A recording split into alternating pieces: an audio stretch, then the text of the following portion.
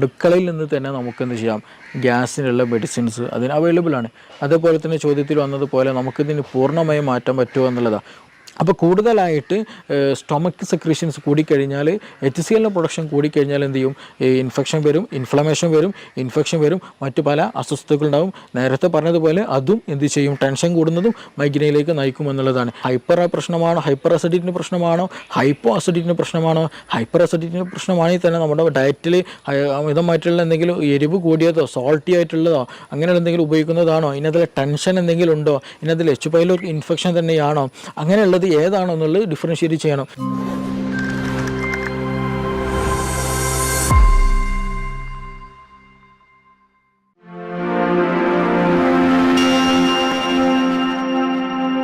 ഒട്ടുമിക്ക ആളുകൾക്കും ഗ്യാസ് കയറാറുണ്ട്. ഭക്ഷണം കഴിച്ചില്ലെങ്കിലൊക്കെ നോർമലി ഗ്യാസ് കയറാറുണ്ട്. പക്ഷെ ചില ആളുകൾക്ക് ഇത് സ്ഥിരമായിട്ടുണ്ടാവാറുണ്ട്. ഭക്ഷണം കഴിച്ചാലും ശരിയാണ്, അല്ലെങ്കിൽ കഴിക്കുന്നതിൻ്റെ മുമ്പായിരിക്കും, ചിലപ്പോൾ കിടന്ന് ഉറങ്ങുന്ന സമയത്തൊക്കെ ആയിരിക്കും ഗ്യാസ് കയറുന്നുണ്ടാവുക. ഇങ്ങനെ സ്ഥിരമായിട്ട് ഗ്യാസ് കയറുന്ന ഈ ഒരു പ്രശ്നം നമുക്ക് പൂർണ്ണമായിട്ട് അല്ലെങ്കിൽ ഒരു ശാശ്വതമായിട്ട് മാറ്റാൻ പറ്റുമോ? അല്ലെങ്കിൽ അത് പെട്ടെന്ന് ഇപ്പോൾ പറഞ്ഞ പോലെ കിടന്നുറങ്ങുന്ന സമയത്തോ അല്ലെങ്കിൽ രാത്രിയൊക്കെ ഉള്ള സമയത്തൊക്കെ ആണെങ്കിൽ, അല്ലെങ്കിൽ നമ്മൾ ഒറ്റയ്ക്കാണെങ്കിൽ ആവുന്ന സമയത്തൊക്കെ ആണെങ്കിൽ ഇങ്ങനെ ഗ്യാസ് കയറി ബുദ്ധിമുട്ടാണെങ്കിൽ നമുക്ക് ആ സമയത്ത് തന്നെ ഈ ഗ്യാസ് കയറുന്ന ഇൻസ്റ്റൻ്റ് ആയിട്ട് പോകാൻ വേണ്ടിയിട്ട്, കയറിയ ഗ്യാസ് പെട്ടെന്ന് പുറത്തു പോകാൻ വേണ്ടിയിട്ട് എന്തൊക്കെ നമുക്ക് ചെയ്യാൻ പറ്റും? തീർച്ചയായിട്ടും നമുക്ക് നമ്മുടെ വീട്ടിനകത്ത് നിന്ന് തന്നെ ചില കോമ്പിനേഷനൊക്കെ ഉണ്ടാക്കി അടുക്കളയിൽ നിന്ന് തന്നെ നമുക്കെന്ത് ചെയ്യാം, ഗ്യാസിനുള്ള മെഡിസിൻസ് അതിന് അവൈലബിൾ ആണ്. അതേപോലെ തന്നെ ചോദ്യത്തിൽ വന്നതുപോലെ നമുക്കിതിന് പൂർണ്ണമായും മാറ്റാൻ പറ്റുമോ എന്നുള്ളതാണ്. ഒരുപാട് പേർക്ക് നമ്മുടെ ക്ലിനിക്കിൽ വരുമ്പോൾ ചോദിക്കുന്നൊരു ചോദ്യമാണ് ഗ്യാസിൻ്റെ ഇഷ്യൂ. അത് പലപ്പോഴും പറയില്ല, അതൊരു സൈലൻ്റ് ആക്കിയിട്ട് വെക്കും, അതൊരു സെക്കൻഡറി ആക്കിയിട്ട് പലപ്പോഴും വെക്കാറുണ്ട്. പക്ഷെ നമ്മൾ മനസ്സിലാക്കേണ്ട ഒരു കാര്യം, ഓൾമോസ്റ്റ് പല റീസൺസിന്, പല അസുഖങ്ങൾക്കും കാരണം അതിൻ്റെ ബേസിക് ആയിട്ടുള്ളത് വയറാണ്. അപ്പോൾ അതുകൊണ്ടാണ് വയറ് കേട് വന്നത് കൊണ്ടാണ് യഥാർത്ഥത്തിൽ പല അസുഖങ്ങളും ഉണ്ടാകുന്നത്. അതിൻ്റെ വയറ് കേട് വന്നതിൻ്റെ ഒരു ലക്ഷണം മാത്രമാണ് ഗ്യാസ് എന്ന് പറയുന്നത്. ഇപ്പോൾ ഒട്ടുമിക്ക കേസുകൾ ബാക്ക് പെയിൻ ഉള്ള കേസുകളുണ്ടായിരിക്കും, കോൺസ്റ്റിപ്പേഷൻ ഉള്ള കേസുണ്ടാവും, പൈൽസ് വന്ന കേസുകളുണ്ടായിരിക്കും, അൾസറേറ്റീവ് കൊളൈറ്റിസിന് കേസുകളുണ്ടായിരിക്കും, ഈവൻ ഫീവർ ഉണ്ടായിരിക്കും, ഹെഡ് ഏക്കിന് പ്രശ്നമുള്ളവരുണ്ടായിരിക്കും, ഇടയ്ക്കിടയ്ക്ക് അലർജിക് ഇഷ്യൂസ് ഉള്ളവരുണ്ടായിരിക്കും, സ്കിൻ അലർജി ഉള്ളവർക്കുണ്ടായിരിക്കും. അപ്പോൾ ഈ ഓൾമോസ്റ്റ് എല്ലാ കേസുകളുടെയും റീസൺ ചോദിച്ചാൽ, അല്ലെങ്കിൽ ഇങ്ങനെയുള്ള കേസുകൾ വരുമ്പോൾ നമ്മൾ അവരോട് ചോദിച്ചാൽ അവർ പറയും അവർക്ക് എന്തുണ്ടായിരിക്കും, ഗ്യാസിൻ്റെ പ്രശ്നമുണ്ടായിരിക്കും, അല്ലെങ്കിൽ സ്റ്റൊമക്ക് നോർമലായിരിക്കില്ല, അബ്ഡോമൻ നോർമലായിരിക്കില്ല, ഗട്ട് ഹെൽത്ത് നോർമലായിരിക്കില്ല എന്നുള്ളത്. അപ്പോൾ നമ്മൾ ആദ്യം മനസ്സിലാക്കേണ്ടത് ഇതിൻ്റെ പിന്നിലായിട്ട് ഒരുപാട് റീസൺസ് ഉണ്ട് എന്നുള്ളതാണ്. അതായത് സ്റ്റൊമക്ക് ഹെൽത്ത് നോർമൽ അല്ല എന്നുള്ളതിൻ്റെ ഏറ്റവും ബേസിക് ആയിട്ടുള്ള ഒരു സംഗതിയാണ് ഗ്യാസ് എന്നുള്ളത്. അപ്പോൾ അത് ആദ്യം നമ്മൾ മനസ്സിലാക്കേണ്ടതുണ്ട്. പിന്നെ ചോദ്യത്തിൽ വന്നതുപോലെ ഗ്യാസ് നമുക്ക് നമ്മുടെ വീട്ടിൽ നിന്ന് തന്നെ റിമൂവ് ചെയ്യാം. ചില ആളുകൾക്ക് എന്ത് ചെയ്യും, അത് റിപ്പീറ്റഡ് ആയിട്ട് വരും, അമിതമായിട്ട് ഭക്ഷണം കഴിച്ചാലും വരും, ഭക്ഷണം കഴിച്ചില്ലെങ്കിലും വരും, ഭക്ഷണം കഴിച്ചു കൊണ്ടിരിക്കുമ്പോൾ വരും, പല സമയത്ത് വന്നിരിക്കുന്ന പല ആളുകളും പല രീതിയിലാണ് ഗ്യാസ് കാണാറുള്ളത്. അപ്പോൾ ഇത് ഗ്യാസ് എന്തുകൊണ്ട് വരുന്നു, അതിന് റീസൺ എന്താണ് എന്നുള്ളത് ആദ്യം മനസ്സിലാക്കണം. ഗ്യാസ് രണ്ട് തരത്തിലുണ്ട് പ്രധാനമായിട്ടും. ഒന്ന് ഹൈപ്പർ അസിഡിറ്റിയിൽ വരുന്നുണ്ട്, ഹൈപ്പോ അസിഡിറ്റിയിൽ വരുന്നുണ്ട്. അപ്പോൾ നമ്മൾ എപ്പോഴും നോക്കണം ഹൈപ്പർ ആണോ അല്ല ഹൈപ്പോ ആണോ എന്നുള്ളത്. ഗ്യാസ് ഹൈപ്പർ അസിഡിറ്റിയിലും വരും, ഹൈപ്പോയിലും വരും. അപ്പോൾ നമ്മളെപ്പോഴും നമ്മുടെ സ്റ്റൊമക്ക് pH അല്ലെങ്കിൽ സ്റ്റൊമക്കിൻ്റെ കണ്ടീഷൻ എപ്പോഴും ഒരു ന്യൂട്രലായിട്ടാണ് കൊണ്ടുപോകേണ്ടത്. അപ്പോൾ അത് കൂടിയാലും പ്രശ്നമാണ്, കുറഞ്ഞാലും പ്രശ്നമാണ്. ഹൈപ്പർ അസിഡിറ്റിൻ്റെ കേസ് എടുത്ത് നോക്കാം. നമ്മൾ അമിതമായിട്ട് അങ്ങനെയുള്ള കേസുകളിൽ അമിതമായിട്ട് ക്ഷീണം തോന്നും, അമിതമായിട്ട് ചിലപ്പോൾ വയറുവേദന വരും, ഛർദ്ദിക്കാൻ വരും, ആൾ പറ്റ സ്കിന്നായിട്ടായിരിക്കും, ഭയങ്കര സ്കെൽറ്റലായിരിക്കും, കൂടുതൽ തടിയൊന്നും വെക്കൂല, ഇടയ്ക്കിടയ്ക്ക് ചിലപ്പോൾ ഭക്ഷണം കഴിച്ചാൽ പെട്ടെന്ന് വയറ്റുന്നു പോകാൻ തോന്നും. അങ്ങനെയുള്ള പല അസ്വസ്ഥതകളും ഹൈപ്പർ അസിഡിറ്റിയിൽ കണ്ടുവരാറുണ്ട്. ഈ കേസുകളിൽ ഈ ഹൈപ്പർ അസിഡിറ്റി വരാനും ഒരുപാട് കാരണങ്ങളുണ്ട്. നമ്മൾ സ്പൈസി ആയിട്ടുള്ള ഫുഡുകൾ അമിതമായി കഴിക്കുക, കൂടുതൽ അസിഡിറ്റി കൂടിയ ഫുഡുകൾ, ഉപ്പിലിട്ടതൊക്കെ എന്ത് ചെയ്യുക, അമിതമായിട്ട് കഴിക്കുക, കൂടുതൽ ഉപ്പടങ്ങിയിട്ടുള്ള ഭക്ഷണം കഴിക്കുക, പിന്നെ അതുപോലെ തന്നെ ടെൻഷൻ കൂടുതലായി ഉണ്ടാകുക, പിന്നെ അതുപോലെ H. പൈലോറിക്കിന് ഇൻഫെക്ഷൻ വരിക. അപ്പോൾ ഈ പറഞ്ഞ സാധനങ്ങളൊക്കെ ഏതെങ്കിലും ഒന്നുണ്ടെന്നുണ്ടെങ്കിൽ അത് നമ്മുടെ സ്റ്റൊമക്കിലുള്ള എപ്പിത്തീലിയൽ ലെയറിന് എന്ത് ചെയ്യും, ട്രിഗർ ചെയ്തുകൊണ്ടിരിക്കും. അവിടെയുള്ള HCl പ്രൊഡക്ഷൻ അത് എന്ത് ചെയ്യും, കൂട്ടാൻ കാരണമാകും. അപ്പോൾ HCl പ്രൊഡക്ഷൻ കൂടുക, ഗ്യാസ്ട്രിക് സെക്രീഷൻ കൂടി കൂടിക്കഴിഞ്ഞാൽ സ്വാഭാവികമായിട്ടും അവിടെ ഗ്രാജ്വലി എന്ത് ചെയ്യും, അവിടെ ഇൻഫ്ലമേഷൻ വരും, അവിടെ ഇൻഫെക്ഷൻ വരും. അതിൻ്റെ കൂടെ തന്നെ അവിടെ ഗ്യാസ് പ്രൊഡക്ഷൻ കാരണം ഗ്യാസ് സൈറ്റ് ഇങ്ങനെ തികട്ടിയിട്ട് വരും. ചിലപ്പോൾ വോമിറ്റിങ് വരും, ഛർദ്ദിക്കാൻ തോന്നും, ചിലപ്പോൾ നോസിയൻ്റെ അങ്ങനെ ഒരു ഫീലിംഗ് ഉണ്ടായിരിക്കും. തല ചുറ്റുന്നത് പോലെ തോന്നും, തലയിൽ എന്തോ ഹെവിനെസ് പോലെ, തലക്ക് കനമുള്ളത് പോലെയൊക്കെ തോന്നും. ഗ്രാജ്വലി ഇങ്ങനെയുള്ള ആളുകൾക്കാണ് എന്ത് പറയുക, തലയിൽ എന്തോ വെച്ചിട്ടുണ്ട് അല്ലെങ്കിൽ മൈഗ്രെയിൻ പോലെയുള്ള ഒരു ഫീലിംഗ് വരെ ഇത് കാരണമുണ്ടാകും. അപ്പോൾ അതുകൊണ്ട് തന്നെ ചില ആളുകൾക്ക് ഭക്ഷണം, ഈ കേസുകളിൽ ഈ ഹൈപ്പർ അസിഡിറ്റിൻ്റെ കേസുകളിലാണ് കൂടുതൽ ആളുകൾ മൈഗ്രെയിൻ പോലും ഉണ്ടാകുന്നത്. അപ്പോൾ അതിൻ്റെയൊക്കെ ബേസിക് റീസണും അല്ലെങ്കിൽ നമുക്ക് കാണാൻ കഴിയുന്നതാണ് ഈ പറയുന്ന ഗ്യാസാണ്. അപ്പോൾ എപ്പോഴും ഗ്യാസ് ഉള്ളവർ ശ്രദ്ധിക്കണം. അത് മേ ബി ഈവൻ ക്യാൻസർ വരെ നീളാൻ ചാൻസ് ഉണ്ട്. അതേപോലെ തന്നെ ഈ പറഞ്ഞ പോലെ മൈഗ്രെയിനിലേക്ക് വരാൻ നീളാനുള്ള ചാൻസ് ഉണ്ട്. അപ്പോൾ അതുകൊണ്ട് തന്നെ ഈ മൈഗ്രെയിൻ കേസുകൾ എടുത്ത് നോക്കിയാൽ അവർ പറയുന്ന റീസൺ എന്താണെന്ന് വെച്ചിട്ടുണ്ടെങ്കിൽ സമയത്തിന് ഭക്ഷണം കഴിച്ചില്ല എന്നുണ്ടെങ്കിൽ തലവേദന വരും എന്നുള്ളതാണ്. അപ്പോൾ സമയത്തിന് ഭക്ഷണം കഴിച്ചില്ല എന്നുണ്ടെങ്കിൽ എന്താണ് സംഭവിക്കുന്നത്, ഹൈപ്പർ അസിഡിറ്റി വരും. ഈ ഹൈപ്പർ അസിഡിറ്റി വന്നാൽ എന്ത് ചെയ്യും, തലവേദനയിലേക്ക് നയിക്കും എന്നുള്ളതാണ്. അപ്പോൾ അത് ഗ്രാജ്വലി എന്ത് ചെയ്യും, തലവേദനയിലേക്ക് നയിക്കും ഹൈപ്പർ അസിഡിറ്റി കാരണം എന്നുള്ളതാണ്. പിന്നെ മറ്റേതേപോലെ തന്നെ റീസണാണ് ടെൻഷൻ വരിക എന്നുള്ളത്.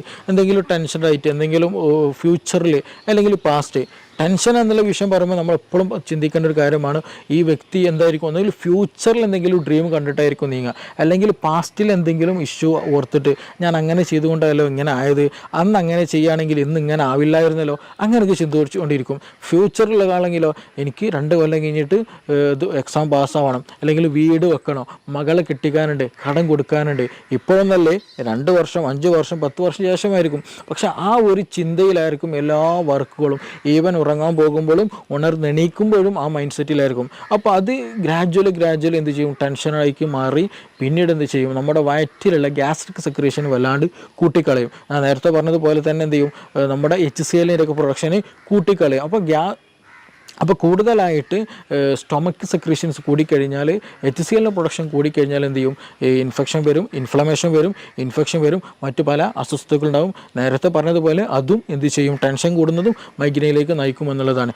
അതേപോലെ തന്നെയാണ് ഉറക്കം കുറഞ്ഞു കഴിഞ്ഞാലും ഇതുപോലെ നമ്മുടെ ഗ്യാസ്ട്രിക്കിൻ്റെ സെക്രീഷൻസ് കൂടും, നമ്മുടെ ബോഡി വളരെ തിന്നാക്കും, ഡൈജഷനെ അത് ബാധിക്കുന്നുണ്ട്. അപ്പോൾ ഉറക്കം കുറഞ്ഞു കഴിഞ്ഞാലും നേരത്തെ പറഞ്ഞതേപോലെ തന്നെ എന്താണ്, ഈ മൈഗ്രെയിൻ്റെ ഇഷ്യൂ കാണാറുണ്ട്.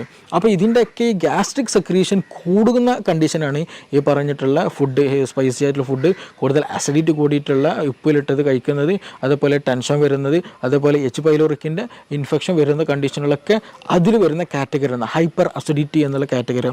അപ്പോൾ ഇങ്ങനെയുള്ള കേസുകൾ നമ്മൾക്ക് നോർമലി ആയിട്ടുണ്ടെങ്കിൽ നമുക്ക് എന്ത് ചെയ്യാന്ന് വെച്ചാൽ, ഒന്ന് സിമ്പിളായിട്ട് ചെയ്യാൻ പറ്റാവുന്ന ഒന്നാണ് ഈ ലെമൺ ടീ കുടിക്കുക എന്നുള്ളത്.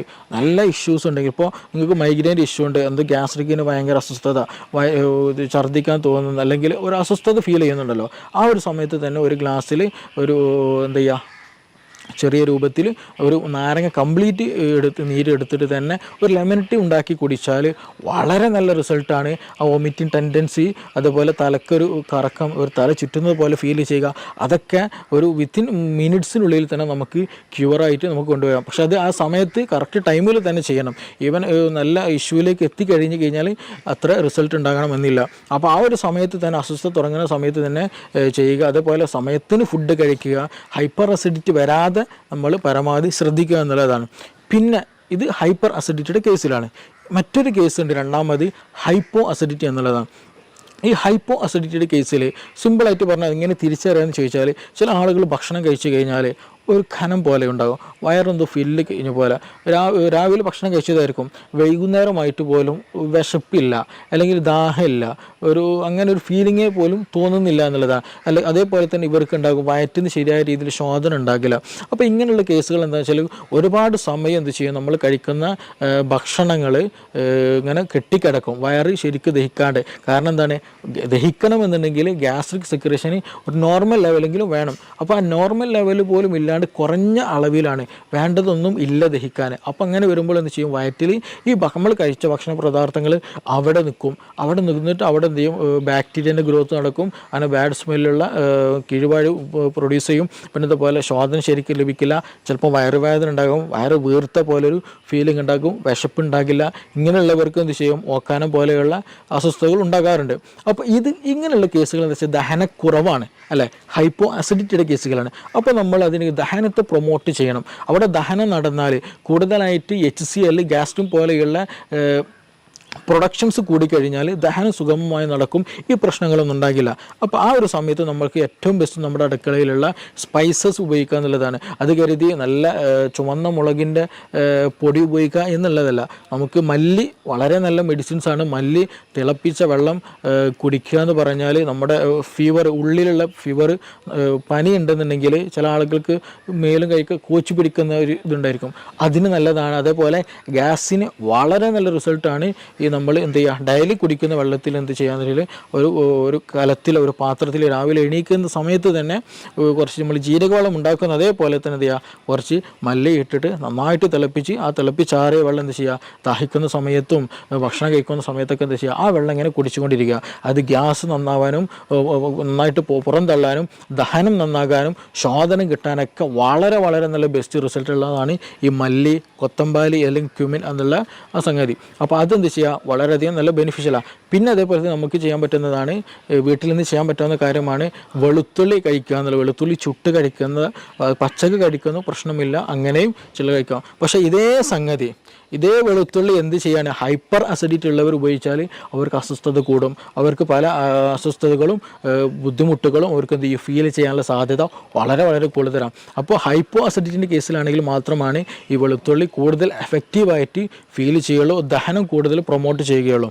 പിന്നെ നമുക്കിതിൽ കൂടെ ഇഞ്ചി വളരെ നല്ലതാണ്. അപ്പോൾ ഇഞ്ചി, ഗ്രാമ്പു, പട്ട പോലെയുള്ള സ്പൈസസുകളൊക്കെ നമ്മുടെ ഭക്ഷണത്തിൽ ഉൾപ്പെടുത്തുക. അത് വെച്ചുള്ള കഷായങ്ങൾ, അത് അതേപോലെ തന്നെ ഭക്ഷണത്തിൽ ഉൾപ്പെടുത്തി കഴിക്കുന്നതൊക്കെ ദഹനം കൂട്ടാൻ വളരെ ഹെൽപ്ഫുള്ളാണ്. അപ്പോൾ അങ്ങനെയുള്ള സംവിധാനങ്ങൾ, അങ്ങനെയുള്ള മരുന്നുകളൊക്കെ എന്ത് ചെയ്യാന്ന് വെച്ചാൽ നമ്മുടെ ഭക്ഷണത്തിൽ മിങ്കിൾ ചെയ്തിട്ട്, അത് ഭക്ഷണത്തിൻ്റെ കൂടെ ഒഴിവാക്കാനുള്ളതല്ല, അത് ഭക്ഷണത്തിനൊരു പാട്ടാക്കി തന്നെ നമ്മൾ ഉപയോഗിക്കുകയാണെന്നുണ്ടെങ്കിൽ നമ്മൾ കഴിക്കുന്ന ഭക്ഷണം എന്ത് ചെയ്യും, ദഹിക്കാൻ കൂടുതൽ സുഗമമാക്കാൻ കഴിയും. ഇതിന് സ്ഥിരമായിട്ട് മരുന്നുണ്ടോ, ഇതെങ്ങനെ സ്ഥിരമായിട്ട് വരാതിരിക്കാൻ ശ്രദ്ധിക്കുക എന്നുള്ളത് ഒരു ചോദ്യം ചോദിക്കേണ്ടായി. അപ്പോൾ നമ്മൾ ഈ കേസിൽ ശ്രദ്ധിക്കേണ്ടത്, ഞാൻ നേരത്തെ പറഞ്ഞതുപോലെ ഇത് നമ്മൾ ദഹനവുമായി ബന്ധപ്പെട്ടതാണ്.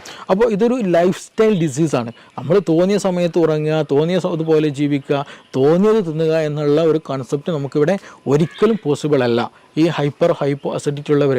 അപ്പോൾ നമ്മൾ ഭക്ഷണം സമയത്തിന് കഴിക്കുക, ആവശ്യത്തിന് കഴിക്കുക, ആവശ്യമുള്ള അളവിൽ കഴിക്കുക, ക്വാളിറ്റി ഉള്ളത് ക്വാണ്ടിറ്റി കുറച്ച് കൊണ്ട് എന്ത് ചെയ്യുക, കൂടുതൽ നല്ല രീതിയിൽ കഴിക്കുക എന്നുള്ളതാണ്. കഴിക്കുന്നത് നല്ല ക്വാളിറ്റി ഉള്ളതാകണം. ഒരുപാട് ചോറ് കഴിക്കുക എന്നുള്ളൊരു ടെൻഡൻസി ഒരിക്കലും പാടില്ല, അത് നമുക്ക് കൂടുതൽ ബുദ്ധിമുട്ടുകൾ ഉണ്ടാക്കുക എന്നുള്ളൂ. അപ്പോൾ ചെറിയ രൂപത്തിൽ അത്യാവശ്യം നല്ല രീതിയിലുള്ള സാധനങ്ങൾ മാത്രം കഴിക്കുക, സമയത്തിന് കഴിക്കുക, അമിതമാകാതിരിക്കുക. അതേപോലെ തന്നെ ഭക്ഷണം കഴിച്ച പാടെ ഉറങ്ങുന്ന ശൈലിയുള്ളത്, അപ്പോഴാണ് അപ്പോൾ എസ്പെഷ്യലി ഈ നൈറ്റ് ലൈഫ് ഇന്ന് കൂടിയൊരു കണ്ടീഷനാണ്. രാത്രി പുറത്ത് പോകലും അവിടെ നിന്ന് ഭക്ഷണം കഴിക്കലും, ഒരുപാട് ഭക്ഷണം കഴിച്ച് വരും, എന്നിട്ട് എന്ത് ചെയ്യും, നേരെ ബെഡ്ഷീറ്റിലേക്ക് കിടക്കും. രാത്രി സുപ്രഭാതത്തിലായിരിക്കും പെട്ടെന്ന് നെഞ്ഞുവേദന അല്ലെങ്കിൽ ഹാർട്ട് പെയിൻ, അതും ഈ നെഞ്ചരിച്ചിൽ എന്ന് പറയുന്ന ഗ്യാസിൻ്റെ ഒരു പെയിൻ, നമുക്ക് ഗ്യാസിൻ്റെ ഈ പെയിന് വരിക എന്ന് പറഞ്ഞിട്ടുണ്ടെങ്കിൽ നമ്മുടെ ഹാർട്ടിരിക്കുന്ന ഭാഗം ഉണ്ടല്ലോ, അവിടെ നിന്ന് തന്നെയാണ് ആ ഒരു പെയിന്, വേദന ഫീൽ ചെയ്യുക, തുടങ്ങുക അവിടെ നിന്ന് തന്നെയാണ്. അപ്പോൾ അതുകൊണ്ട് തന്നെ നമുക്ക് കൺഫ്യൂഷൻ ആയിരിക്കും, അപ്പോൾ ഇത് എന്താണ്, ഹാർട്ട് അറ്റാക്ക് ആണോ, ഹാർട്ടിൻ്റെ ഇഷ്യൂ ആണെന്നുള്ളത്. നമ്മൾ ഉടൻ തന്നെ ഹോസ്പിറ്റലിൽ പോകും, ടെസ്റ്റുകളൊക്കെ നടത്തും, നോർമലായിരിക്കും, ഗ്യാസിന് പ്രശ്നമായിരിക്കും. ഇങ്ങനെ കൂടുതലായിട്ട് ഇന്ന് രാത്രികളിൽ ഹോസ്പിറ്റലുകൾ വരവ് കൂടുതലാണ്. എന്താണ് ഇതിന് റീസൺ എന്ന് ചോദിച്ചാൽ നൈറ്റ് ലൈഫാണ്. കൂടുതലായിട്ട് രാത്രിയിൽ അമിത ഭക്ഷണം കഴിക്കും, ഭക്ഷണം കഴിച്ചിട്ട് അതേപോലെ വന്നിട്ട് ബെഡിൽ കിടക്കും എന്നുള്ളതാണ്. ഇവർക്ക് ഛർദ്ദിക്കാൻ വരും, പുളിച്ചത് കെട്ടൽ വരും, പിന്നെ അങ്ങനെയുള്ള പല അസ്വസ്ഥതകളും ഇവർക്കുണ്ടായിരിക്കും. അപ്പോൾ അത് വരാനുള്ള റീസൺ എന്താണെന്ന് വെച്ചാൽ നമ്മളെ ഭക്ഷണം ഫില്ലായി കഴിഞ്ഞിട്ട് എന്ത് ചെയ്യും, ബെഡിൽ വന്ന് കിടക്കുന്ന സമയത്ത് ഈ ഗ്യാസ്ട്രിക്കിലുള്ള കണ്ടന്റുകൾ എന്ത് ചെയ്യും, വീണ്ടും റിഗർജിറ്റേഷൻ വരും. നമ്മുടെ ഈസോഫാഗസ്, അതായത് അന്നനാളത്തിലേക്ക് തന്നെ എന്ത് ചെയ്യും, മുകളിലേക്ക് തന്നെ വീണ്ടും റിട്ടേൺ അടിക്കാൻ തുടങ്ങും. അങ്ങനെ റിട്ടേൺ അടിക്കുമ്പോഴാണ് നമുക്കൊരു പുളിരസം തോന്നുക, ഛർദ്ദിക്കാൻ തോന്നുക, അങ്ങനെയുള്ള പല അസ്വസ്ഥതകളും തോന്നുക. അപ്പോൾ അങ്ങനെ അസ്വസ്ഥതകളുള്ളവർ, അങ്ങനെ അസ്വസ്ഥത ഉള്ളവർക്കാണ് കൂടുതലായിട്ട് ഈ പറഞ്ഞതുപോലെ രാത്രി ഫുഡ് അമിതമായിട്ട് കഴിച്ചിട്ട് എന്ത് ചെയ്യും, വന്ന് കിടക്കുന്നവർക്കാണ് ഈ പറഞ്ഞുള്ള രാത്രിയിലുള്ള അസ്വസ്ഥതകൾ കൂടുതലായിട്ട് കാണുന്നത്. ഇനി മറ്റൊരു ചോദ്യം ചോദിച്ചതുപോലെ തന്നെ ഇത് ലൈഫ് സ്റ്റൈലൊക്കെ നോർമലാണ്, വേറെ പ്രശ്നങ്ങളൊന്നുമില്ല, കറക്റ്റ് ഭക്ഷണം കഴിക്കുന്നുണ്ട്, പക്ഷേ എന്നിട്ട് പോലും എന്ത് ഗ്യാസിന് അസ്വസ്ഥതകളുണ്ട്, ഛർദ്ദിക്കാൻ വരുന്നുണ്ട്, ചില സമയത്ത് അൾസറിൻ്റെ ഇഷ്യൂസ്, ഇടയ്ക്കിടയ്ക്ക് വായിലും മുറിവൊക്കെ വരുന്നുണ്ട്. തീർച്ചയായിട്ടും അതൊരു ഇൻഫെക്റ്റീവ് കണ്ടീഷനാണ്. എച്ച് പൈലോറിക്കിൻ്റെ പ്രസൻസ് കാരണമായിട്ട്, എച്ച് പൈലോറിക് ഓൾമോസ്റ്റ് എല്ലാ ആളുകളിലും കണ്ടുവരുന്ന ഒരു ബാക്ടീരിയയാണ് ബാക്ടീരിയം പൈലോറി എന്ന് പറയുന്നത് എച്ച് പൈലോറിക് എന്നുള്ള ഈ ബാക്ടീരിയ എന്താണ് ആക്റ്റീവായിട്ടുണ്ടായിരിക്കും, ഈ സ്റ്റൊമക്കിൽ ആക്റ്റീവായിട്ടുണ്ടായിരിക്കും. സ്റ്റൊമക്കിന് ഒരു പ്രത്യേകതയുണ്ട്, നമ്മുടെ ഒരു എപ്പിത്തിലെ ലെയറുണ്ട്, നമ്മൾ ടൈറ്റ് ജംഗ്ഷൻ വെച്ചിട്ടുണ്ടെങ്കിൽ ഒരു സെല്ല് അടുത്ത സെല്ലും കൂടി ഭയങ്കര ടൈറ്റഡ് ആണ്, അതിൻ്റെ ഇടയിൽ ഗ്യാപ്പില്ല. അങ്ങനെ ടൈറ്റായിട്ട് ഇങ്ങനെ നിരയായിട്ട് വെച്ച ഒരു ലെയറാണ് എപ്പിത്തിലെ ലെയർ. അതിന് നേരെ മുകളിലാണ് മ്യൂക്കസ് എന്നുള്ള ഒരു വഴുവഴുത്ത ഒരു കൊഴുപ്പ് ഉണ്ടായിരിക്കും. അതിൻ്റെ മുകളിലാണ് ഈ ആസിഡിൻ്റെ പ്രസൻസ് ഉണ്ടാവുക. അപ്പോൾ ഈ ആസിഡ് ഈ പറഞ്ഞ മ്യൂക്കസ് അതിന് താഴെ എപ്പിത്തീലിയൽ ലെയറാണ്. എപ്പിത്തീലിയൽ ലെയർ എന്ന് പറയുന്നത് നമ്മുടെ ബോഡിയോട് അത്രയും ചേർന്നിരിക്കുന്നതാണ്. അപ്പോൾ ആസിഡ് നമ്മുടെ ബോഡിയിലേക്ക് തട്ടരുത്, അല്ലെങ്കിൽ നമ്മുടെ ശരീരത്തിലെ സെല്ലിലേക്ക് തട്ടരുത്. അപ്പോൾ അതിന് പ്രൊട്ടക്ഷനാണ് യഥാർത്ഥത്തിൽ അതിന് ഇൻ ബിറ്റ്വീൻ ആയിട്ടുള്ള ഈ മ്യൂക്കസ് മെമ്പർ അല്ലെങ്കിൽ മ്യൂക്കസിൻ്റെ പ്രസൻസ് എന്ന് പറയുന്നത്. അത് നോർമലായിട്ട് നമുക്ക് വേണ്ടതാണ്. അപ്പോൾ ചില കണ്ടീഷനുകളിൽ ഈ എച്ച് പൈലോറിക്കിൻ്റെ പ്രസൻസ് കൂടുതലായിട്ടുണ്ടായിരിക്കും, എച്ച് പൈലോറിക് ആക്റ്റീവ് ആയിട്ടുണ്ടായിരിക്കും. അങ്ങനെ വരുമ്പോൾ നമ്മുടെ ഈ ഒരു എച്ച് പൈലോറിക്കിന് വേറെ പ്രത്യേകത കൂടെ ഉണ്ട്. അവർക്ക് യൂറിയസ് എന്നുള്ള ഒരു എൻസൈം അവരുടെ ശരീരത്തിലുണ്ട്, അല്ലെങ്കിൽ ആ ഒരു ബാക്ടീരിയയിലുണ്ട്. അപ്പോൾ അങ്ങനെയുള്ള കണ്ടീഷനുകളിൽ ഈ ഫുഡ് പാർട്ടിക്കിൾ വരുമ്പോൾ എന്ത് ചെയ്യുമെന്ന് വെച്ചിട്ടുണ്ടെങ്കിൽ ഇവർ ഈ യൂറിയസ് എന്ത് ചെയ്യും, യൂറിയനെ കൺവേർട്ടഡ് ആക്കിയിട്ട് അമോണിയാക്കി മാറ്റും. NH3 അമോണിയാക്കി മാറ്റും. ഈ എച്ച് പൈലോറിക് ബാക്ടീരിയ എന്ത് ചെയ്യും, അവരുടെ എൻസൈം ഉപയോഗിച്ചിട്ട് ഭക്ഷണത്തിൽ വരുന്ന യൂറിയയെ എന്ത് ചെയ്യും, അമോണിയായിട്ട് മാറ്റും. ഈ അമോണിയ എന്താണ്, ഒരു ആൽക്കലി കണ്ടൻ്റാണ്. അമോണിയ ആൽക്കലി കണ്ടൻ്റാണ്. അപ്പോൾ ചുരുക്കി പറഞ്ഞാൽ എച്ച് പൈലോറിക്കയുടെ എന്ന ബാക്ടീരിയയുടെ സാന്നിധ്യത്തിൽ എന്ത് ചെയ്യും, കൂടുതലായിട്ട് ബാക്ടീരിയ ഉണ്ടാകുമ്പോൾ അതെല്ലാം വരുന്ന യൂറിയൊക്കെ കൺവേർട്ടഡ് ആക്കി മാറ്റും, അമോണിയായിട്ട് കൺവേർട്ടഡ് ആക്കി മാറ്റും. അപ്പോൾ ചുരുക്കി പറഞ്ഞാൽ ഈ എച്ച് പൈലോറിക് കാരണമായിട്ട് അവിടെ ഒരു ആൽക്കലി മീഡിയം ഉണ്ടാകാനുള്ള സാധ്യത, അല്ലെങ്കിൽ ആൽക്കലി മീഡിയം ഉണ്ടായിക്കൊണ്ടേയിരിക്കും. അപ്പോൾ നമ്മളെ വയറ്റിൽ തന്നെ എന്തുണ്ട്, ആസിഡും ഉണ്ട്. അപ്പോൾ ഈ ആൽക്കലിയും ആസിഡും മിക്സ് ആയി കഴിഞ്ഞാൽ സ്വാഭാവികമായിട്ടും ന്യൂട്രലൈസേഷൻ നടക്കും. അപ്പോൾ അമിതമായിട്ടുള്ള എച്ച് പൈലോറിക് ആക്ഷൻ വന്നു കഴിഞ്ഞാൽ, ഈ അമിതമായിട്ട് അമോണിയയുടെ സാന്നിധ്യം വന്നു കഴിഞ്ഞാൽ നമ്മുടെ ശരീരത്തിൽ നമുക്ക് ദഹനത്തിന് വേണ്ടിയിട്ടുള്ള നമ്മുടെ ഈ ആസിഡിന് എന്ത് ചെയ്യും, അത് ലെയർ കുറയും. അത് പിന്നെ മെല്ലെ എന്ത് ചെയ്യുമെന്ന് വെച്ചിട്ടുണ്ടെങ്കിൽ ഈ പറഞ്ഞ എച്ച് പൈലോറിക് ഗ്രാജ്വലി നമ്മുടെ മ്യൂക്കസും കടന്നിട്ട് മെല്ലെ നമ്മുടെ ഈ എപ്പിത്തീലിയൽ ലെയറിലേക്ക് വന്ന് അറ്റാച്ച് ചെയ്യും. അവിടെ പിന്നെ എന്ത് ചെയ്യും, ഇൻഫ്ലമേഷൻസ് വരും. ആ ഇൻഫ്ലമേഷൻസ് ഗ്രാജ്വലി ഈ പറഞ്ഞ പോലെ അൾസറിലേക്ക് മറ്റു പല പ്രശ്നങ്ങളിലേക്ക് വരും. അപ്പോൾ ചുരുക്കി പറഞ്ഞാൽ ഈ ഒരു സമയത്ത് തന്നെ ഞാൻ നേരത്തെ പറയുകയുണ്ടായി, ഇതെന്ത് ചെയ്യും, ഈ ആൽക്കലി മീഡിയം ഈ എച്ച് പൈലോറിക് ഉണ്ടാക്കുമ്പോൾ സ്വാഭാവികമായിട്ട് എന്ത് ചെയ്യും, നമ്മുടെ ശരീരം കൂടുതലായിട്ട് ആസിഡ് പ്രൊഡക്ഷൻ നടക്കും. ഹൈപ്പർ അസിഡിറ്റി ആ സമയത്ത് ഉണ്ടാകാനുള്ള സാധ്യതയുണ്ട്. അപ്പോൾ ഓൾമോസ്റ്റ് പല കേസുകളിലും ഹൈപ്പർ അസിഡിറ്റി ഉണ്ടാകാനുള്ള റീസൺ എന്താണെന്ന് വെച്ചിട്ടുണ്ടെങ്കിൽ ഈ പറഞ്ഞിട്ടുള്ള എച്ച് പൈലോറിക്കിൻ്റെ കേസിലാണ്. അപ്പോൾ നമ്മൾ PPI പ്രോട്ടോമം ഇൻഹിബിറ്റേഴ്സോ പാൻഡോഫ് പോലെയുള്ള മെഡിസിൻസ് കഴിച്ചാൽ ഒരു സാന്ദർഭികമായിട്ട് ആ ഒരു സമയത്ത് റിലീഫ് കിട്ടുമെന്നല്ലാണ്ട് ഗ്രാജ്വലായിട്ട് ഒരു പെർമനൻ്റ് ആയിട്ട് റിലീഫ് നമുക്ക് കിട്ടുകയെന്നുണ്ടാകില്ല. അതിന് ബേസിക്കലി റീസൺ എന്താണെന്ന് വെച്ചാൽ ഈ പറയുന്ന എച്ച് പൈലോറിക്കിൻ്റെ പ്രസൻസ് ആണ്. അപ്പോൾ ആ ഒരു സമയത്ത് നമ്മൾ പ്രോപ്പറായിട്ട് എച്ച് പൈലോറിക്കിന് ട്രീറ്റ്മെൻറ്റ്, അതിന് ഇറാഡിക്കേറ്റ് ചെയ്യാനുള്ള ട്രീറ്റ്മെൻറ്റ് നടത്തുക എന്നുള്ളതാണ്. ഈ ഒരു കേസുകളിൽ തന്നെയാണ് നമുക്ക് ശരിയായ ദഹനം നടക്കില്ല, അതേപോലെ നമ്മുടെ ഗഡ് ഹെൽത്തിനത് ബാധിക്കും. ഗഡ് ഹെൽത്തിലേക്ക് പോകുമ്പോൾ, കാരണം നമ്മുടെ ഗ്യാസ്ട്രിക് മീഡിയം വളരെ ഇമ്പോർട്ടൻ്റ് ഡൈജഷന്. അപ്പോൾ അവിടെ ഇംപ്രോപ്പർ ആയിരുന്നെങ്കിൽ സ്വാഭാവികമായിട്ടും അതിൻ്റെ കണ്ടിന്യൂഷൻ ആയിട്ടുള്ള സ്മോൾ ഇൻറ്റെസ്റ്റൈനും ലാർജ് ഇൻറ്റെസ്റ്റൈനിലൊക്കെ എന്ത് ചെയ്യും, ബാക്ടീരിയൽ മീഡിയയിൽ ചേഞ്ചസ് വരും. അങ്ങനെ ചേഞ്ചസ് വന്നാൽ ഗട്ട് ലീക്ക് പോലെയുള്ള പ്രശ്നങ്ങളുണ്ടാകും. ഗട്ട് ലീക്ക് എന്ന് പറഞ്ഞാൽ നമ്മുടെ ഗട്ട് വാള്, അതായത് ഞാൻ നേരത്തെ പറഞ്ഞതുപോലെ ഈ സ്റ്റൊമക്കിനുള്ള ലൈനിങ് പോലെ അതേപോലെ ഒരു ലൈനിങ് എന്തിനുണ്ട്, നമ്മുടെ കുടലിനുണ്ട്. അപ്പോൾ ആ ഒരു നോർമലി ആയിട്ടുള്ള അതിൻ്റെ ഒരു മീഡിയം നഷ്ടപ്പെടുമ്പോൾ സ്വാഭാവികമായിട്ടും ഗട്ടിലുള്ള ഒരുപാട് സൈറ്റോടോക്സിൻസ് ഉണ്ട്, നമ്മുടെ കോശങ്ങളെ നശിപ്പിക്കാൻ കഴിയുന്ന, ഇൻഫെക്ഷൻ ഉണ്ടാക്കാൻ കഴിയുന്ന, നമ്മുടെ ഹെൽത്തിനെ നെഗറ്റീവായിട്ട് എഫക്റ്റ് ഉണ്ടാക്കുന്ന പല സാധനങ്ങളും, പല വസ്തുക്കളും, പല ബൈ പ്രൊഡക്റ്റുകളും എന്തുണ്ട് നമ്മുടെ ഈ ഒരു ഭക്ഷണം അല്ലെങ്കിൽ ഈ ഒരു ഭക്ഷണത്തിനുണ്ടായിരിക്കും. അപ്പോൾ അതെന്ത് ചെയ്യും, നമ്മൾ ഡയറക്റ്റായിട്ട് നമ്മുടെ ശരീരത്തിൽ കിടക്കും. അത് പിന്നീട് ഓട്ടോ ഇമ്മ്യൂൺ ഡിസീസുകളായിട്ട് പലപ്പോഴും ഉണ്ടാകാറുണ്ട്. അപ്പോൾ ചുരുക്കി പറഞ്ഞാൽ നമ്മുടെ ഗട്ട് ഹെൽത്തും നമ്മുടെ സ്റ്റൊമക്കിൻ്റെ ഹെൽത്തും വളരെ ഇമ്പോർട്ടൻ്റ് ആണ്. അപ്പോൾ എച്ച് പൈലോറിക്കിൻ്റെ പ്രസൻസ് ഉണ്ടായിക്കൊമ്പോഴാണ് പലപ്പോഴായിട്ട് ഈ നിരന്തരമായിട്ടുള്ള ഗ്യാസിൻ്റെ ഇഷ്യൂസ് ഉണ്ടാവുക, മാറാത്ത ഗ്യാസിൻ്റെ പ്രശ്നങ്ങൾ ഉണ്ടാവുക. അതിന് നമ്മൾ പ്രോപ്പറായിട്ടുള്ള ട്രീറ്റ്മെൻറ്റ് എടുക്കുക എന്നുള്ളതാണ് ഏറ്റവും ബെസ്റ്റായിട്ട് നമ്മൾ ചെയ്യേണ്ടത്. എച്ച് പൈലോറിക്കിന് വേണ്ടിയുള്ള ട്രീറ്റ്മെൻറ്റ് എടുക്കുക, ഗ്യാസിന് വേണ്ടിയിട്ടുള്ളതല്ല. ഗ്യാസ് എന്നുള്ളത് അതൊരു സിംറ്റം മാത്രമാണ്, അത് അങ്ങനെ ഒരു ഇൻഫെക്ഷൻ അവിടെയുണ്ട് എന്ന് അറിയിക്കാൻ ഒരു സിംറ്റം മാത്രമാണ്. അപ്പോൾ അതിനു വേണ്ടി നമ്മൾ ചെയ്യേണ്ടത് ഗ്യാസിന് ട്രീറ്റ്മെൻറ്റ് ചെയ്യുക എന്നുള്ളതല്ല. എച്ച് പൈലോറിക്കിൻ്റെ പ്രസൻസ് ഉണ്ടോ എന്നുള്ളതിനുള്ള ഒരുപാട് മെത്തേഡുകളുണ്ട്. ബേരിയം വീൽ എക്സ്റേകൾ ചെയ്യാവുന്നതാണ്. പിന്നെ അതേപോലെ തന്നെ യൂറിയ ബ്രീത്ത് ടെസ്റ്റുകളുണ്ട്. അപ്പോൾ അങ്ങനെയുള്ള ടെസ്റ്റുകൾ നടത്തിയാൽ തന്നെ ഓൾമോസ്റ്റ് നമ്മുടെ ഗ്യാസ്ട്രിക് കണ്ടീഷൻസ് നമുക്കറിയാം, അൾസർ ഉണ്ടോ നമുക്കറിയാൻ കഴിയും, അതുപോലെ ഈ പറഞ്ഞ എച്ച് പൈലോറിക്കിൻ്റെ പ്രസൻസ് ഉണ്ടോ എന്ന് അറിയാൻ കഴിയും. അങ്ങനെയൊക്കെ ടെസ്റ്റുകൾ നടത്തി അതിന് വേണ്ട ട്രീറ്റ്മെൻറ്റ് എടുക്കുക.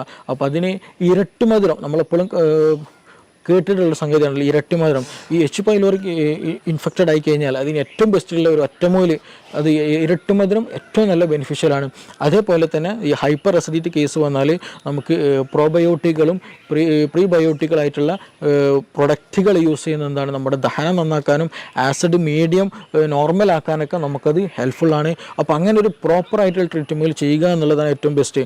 നമ്മുടെ കേസുകളിൽ തന്നെ ഒരുപാട് കേസുകൾ നമ്മുടെ ക്ലിനിക്കിൽ തന്നെ വന്നിട്ടുണ്ട്. ഈ മൈഗ്രെയിൻ വന്ന കേസുകൾ മാറാത്ത 8, 10, 15 വർഷമായിട്ട് മൈഗ്രെയിൻ ഡോക്ടർ മാറിയിട്ടില്ല എന്നുള്ളത്. അപ്പോൾ അവർ ചോദിക്കുമ്പോൾ നമ്മൾ അതിൻ്റെ ബേസിക്കിലേക്ക് പോകുമ്പോൾ ഹൈപ്പർ അസിഡിറ്റിയാണ് അവർക്ക് ഉണ്ടാവുക. ചില കേസുകൾ മൈഗ്രെയിൻ അവർ പറയുള്ളൂ, ഹൈപ്പർ അസിഡിറ്റി എന്നുള്ള കണ്ടീഷൻ തന്നെ അവർ പറയില്ല. പക്ഷേ അത് കാരണം അതിന് അഡാപ്റ്റഡ് ആയിട്ടുണ്ടായിരിക്കും. കാരണം ഹൈപ്പർ അസിഡിറ്റിക്കാളും കൂടുതൽ അവർക്ക് പ്രശ്നമായിട്ട് തോന്നൽ എന്താണ്, മൈഗ്രെയിൻ്റെ ഇഷ്യൂ ആയിരിക്കും. അപ്പോൾ പക്ഷേ ഈ ഹിസ്റ്ററി എടുത്ത് പോകുമ്പോൾ അവർക്ക് ഹൈപ്പർ അസിഡിറ്റി ആയിരിക്കും കൂടുതലായിട്ടുണ്ടായിരിക. അപ്പോൾ സ്വാഭാവികമായിട്ടും അവർക്ക് മോശം ക്ലിയർ ആയിരിക്കില്ല, ദഹനം ക്ലിയർ ആയിരിക്കില്ല. ഞാൻ നേരത്തെ പറഞ്ഞതുപോലെ ഗട്ട് ഹെൽത്ത് ബാഡായിരിക്കും, പ്രോപ്പറായിട്ട് നിലനിൽക്കില്ല. ആ കേസുകളിലൊക്കെ നമുക്ക് മെഡിസിൻ ഉപയോഗിച്ച് തന്നെ, മെഡിസിൻ മീൻസ് നമ്മുടെ വീടുകളിൽ ഉപയോഗിക്കാവുന്ന മെഡിസിൻസ് തന്നെ നൽകിയാൽ തന്നെ എന്ത് ചെയ്യും, നല്ല പ്രോപ്പർ ഒരു റുട്ടീൻ നമ്മൾ കീപ്പ് ചെയ്ത് തന്നെ ഒരു കണ്ടിന്യൂ ഒരു മെഡിക്കേഷൻ ഇല്ലാതെ നല്ല രീതിയിൽ തന്നെ നമുക്ക് എന്ത് ചെയ്യാം, ഈ മൈഗ്രെയിൻ പോലെയുള്ള കണ്ടീഷനൊക്കെ റിവേഴ്സ് ആക്കിയിട്ട് നമുക്ക് നോർമൽ ഹെൽത്തിലേക്ക് തന്നെ മാറ്റാൻ കഴിയുന്നുണ്ട്. അപ്പോൾ അതിൻ്റെയൊക്കെ ഒരു ബേസിക് എന്ന് പറയുന്നതാണ് യഥാർത്ഥത്തിൽ ഗ്യാസ് അല്ലെങ്കിൽ ഗ്യാസ്ട്രിക് ഇഷ്യൂ എന്നുള്ളത്. അപ്പോൾ ഇതിന് പ്രോപ്പർ ട്രീറ്റ്മെൻറ്റ് ഉണ്ട്, പ്രോപ്പർ വേ ഓഫ് ലിവിങ് ഉണ്ട്. അപ്പോൾ അത് ഏത് റൂട്ടിലാണോ ഏതാണോ പ്രശ്നം എന്നുള്ളത് ഐഡൻറ്റിഫൈ ചെയ്യുക എന്നുള്ളതാണ് ഫസ്റ്റ് നമ്മൾ ചെയ്യേണ്ടത്. അത് ഐഡൻറ്റിഫൈ ചെയ്തതിന് ശേഷം അതിന് പ്രോപ്പറായിട്ട് അതിനെ നമ്മൾ എന്ത് ചെയ്യണം, ഹൈപ്പർ പ്രശ്നമാണോ, ഹൈപ്പർ അസിഡിറ്റിൻ്റെ പ്രശ്നമാണോ, ഹൈപ്പോ അസിഡിറ്റിൻ്റെ പ്രശ്നമാണോ. ഹൈപ്പർ അസിഡിറ്റിൻ്റെ പ്രശ്നമാണെങ്കിൽ തന്നെ നമ്മുടെ ഡയറ്റിൽ അമിതമായിട്ടുള്ള എന്തെങ്കിലും എരിവ് കൂടിയതോ സോൾട്ടി ആയിട്ടുള്ളതോ അങ്ങനെയുള്ള എന്തെങ്കിലും ഉപയോഗിക്കുന്നതാണോ, ഇതിനകത്തിൽ ടെൻഷൻ എന്തെങ്കിലും ഉണ്ടോ, ഇതിനകത്തിൽ എച്ച് പൈലോറിക് ഇൻഫെക്ഷൻ തന്നെയാണോ, അങ്ങനെയുള്ളത് ഏതാണോ എന്നുള്ളത് ഡിഫറൻഷ്യേറ്റ് ചെയ്യണം. ഇനി ഹൈപ്പോ അസിഡിറ്റിൻ്റെ കേസിലാണെങ്കിലും ശരി, അവിടെയും എച്ച് പൈലോറിക്കിൻ്റെ പ്രശ്നം ഉണ്ടാകാറുണ്ട് ചില കേസിൽ. അപ്പോൾ അത് വന്നതാണോ, ഇനി അതല്ല വേറെ അമിത ഭക്ഷണമാണോ, നമ്മുടെ റുട്ടീനുള്ള പ്രശ്നമാണോ, അത് ഏതാണോ എന്നുള്ളത് നമ്മൾ കറക്റ്റ് ഐഡൻറ്റിഫൈ ചെയ്യേണ്ടതുണ്ട്. ചില കേസുകളിൽ ആസിഡ് അല്ലെങ്കിൽ പുളിച്ചുതക്കെട്ടിൽ വരും. ആർക്ക്, നല്ല തടിച്ച ഒരാൾക്ക് ഉണ്ടെങ്കിൽ, ഒബസിറ്റി കൂടുതലുണ്ടെങ്കിൽ, കൂടുതൽ ഓവർ ഈറ്റ് ഉണ്ടെങ്കിൽ, അങ്ങനെയുള്ള കേസുകൾ എന്ന് വെച്ചാൽ അവർക്ക് ഇടയ്ക്കിടയ്ക്ക് കിടന്നാൽ തന്നെ എന്ത് ചെയ്യും, പുളിച്ചുതക്കെട്ടിലോ വരും. കാരണം എന്താണെന്ന് വെച്ചിട്ടുണ്ടെങ്കിൽ എന്താണ്, അബ്ഡോമിനൽ പ്രഷർ കൂടുതലായിരിക്കും, വയറിൻ്റെ ഭാഗത്ത് പ്രഷർ വളരെ കൂടുതലായിരിക്കും. അപ്പോൾ മുകളിലേക്കുള്ളൊരു തള്ളൽ കിടന്നാലും എന്ത് ചെയ്യും, ഫീൽ ചെയ്യും. അപ്പോൾ അങ്ങനെയുള്ളവർക്ക് എന്ത് ചെയ്യും, അതും വരാറുണ്ട്. അപ്പോൾ ആ ഒരു കേസിലൊക്കെ എന്താ വെച്ചാൽ നമ്മൾ ചെയ്യേണ്ടത് അതിന് വേണ്ടിയിട്ടുള്ള ട്രീറ്റ്മെൻറ്റ് എടുക്കുക എന്നുള്ളതാണ്. അപ്പോൾ ചുരുക്കി പറഞ്ഞാൽ ഇതിന് പ്രോപ്പറായിട്ട് തന്നെയുള്ള ട്രീറ്റ്മെൻറ്റ്.